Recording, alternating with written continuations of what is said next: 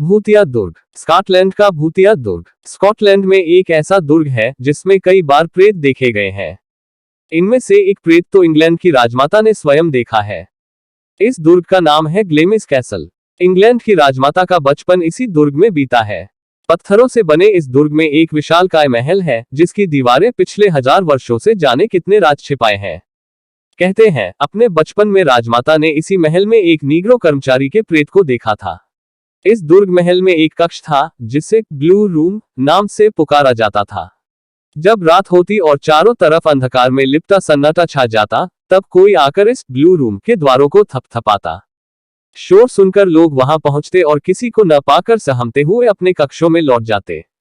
दुर्ग महल के बारे में ये भी एक किंवदंती है कि लोगों ने एक गौर वर्ण युवती को अंधेरी रातों में भटकते हुए देखा, जो लोगों के देखते देखते हवा में गायब हो जाया करती थी। ग्लेमिस दुर्ग का इतिहास और दुखांत घटनाओं से भरा हुआ है। यूं तो इस दुर्ग के बारे में अनेक कहानियां प्रचलित हैं, पर एक कहानी रोम रोम सिहरा देने वाली है।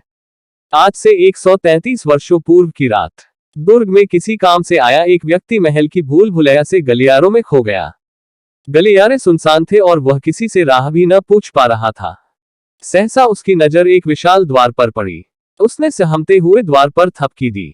जब कोई उत्तर न मिला तब उसने द्वार को ठेलकर खोलना चाहा। चरमराहट की आवाज के साथ द्वार खुल गया।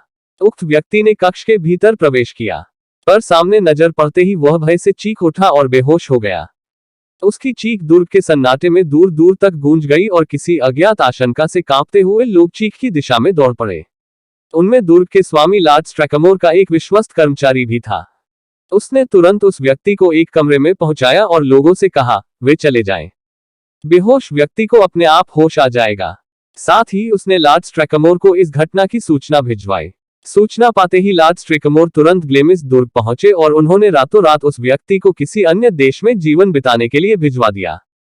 कारण, लॉर्ड स्ट्रैकमोर एक पारिवारिक रहस्य को अपने देशवासियों के सामने प्रकट नहीं करना चाहते थे। उन्हें आशंका थी कि यदि वह कर्मचारी इंग्लैंड में रहा तो भूत प्रेतों के लिए बदनाम उनका दुर्ग महल और बदनाम हो जाएगा। लेकिन इतनी सावधानी के बावजूद लॉर्ड स्ट्रैकमोर ग्लेमिस दुर्ग के बारे में व्याप्त किंवदंतियों को कम न कर पाए। लोगों के मन में यह भय बैठ गया कि ग्लेमिस दुर्ग में प्रेतों का वास है।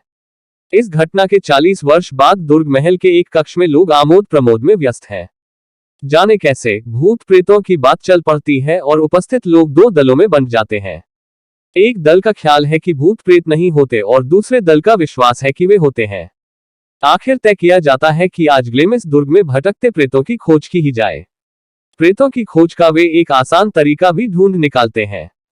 वे दुर्ग महल की प्रत्येक खिड़की पर तौलिए लटका देते हैं और फिर बाहर खड़े होकर उन तौलियों पर नजर रखते हैं। कुछ देर तक तो तौलिए लटके रहते हैं, फिर एक खिड़की पर लगा तौलिया देखते देखते गायब हो जाता है। दुर्ग महल के सामने खड़े लोगों में आतंक फैल जाता है। ये प्रश्न सभी को आतंकित करता है कि आखिर वह तौलिया गया कहां।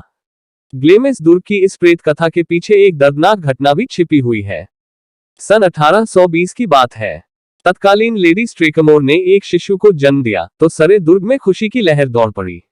लेकिन जब मां ने अपने नवजात शिशु पर नजर डाली तब वह भय और आतंक से चिल्ला उठी। नवजात शिशु का अंग अंग विकृत था और वह किसी दैत्य का शिशु प्रतीत हो रहा था। लेडी स्ट्रैकमोर नहीं चाहती थी कि लोग उन्हें एक भयानक, अर्ध मानव अर्ध पशु सा प्रतीत होने वाले लड़के को मां के रूप में जाने। उन्होंने उसे एक कक्ष में आजीवन बंद रखा। शायद उसकी मृत्यु भी उसी कक्ष में हुई। आपको ये कहानी कैसी लगी नीचे कमेंट करके हमें जरूर बताइएगा। अगर आपको ये कहानी पसंद आई हो तो अपने दोस्तों के साथ जरूर शेयर करें और ऐसी ही प्यारी कहानियां सुनने के लिए हमारे YouTube चैनल से जुड़े।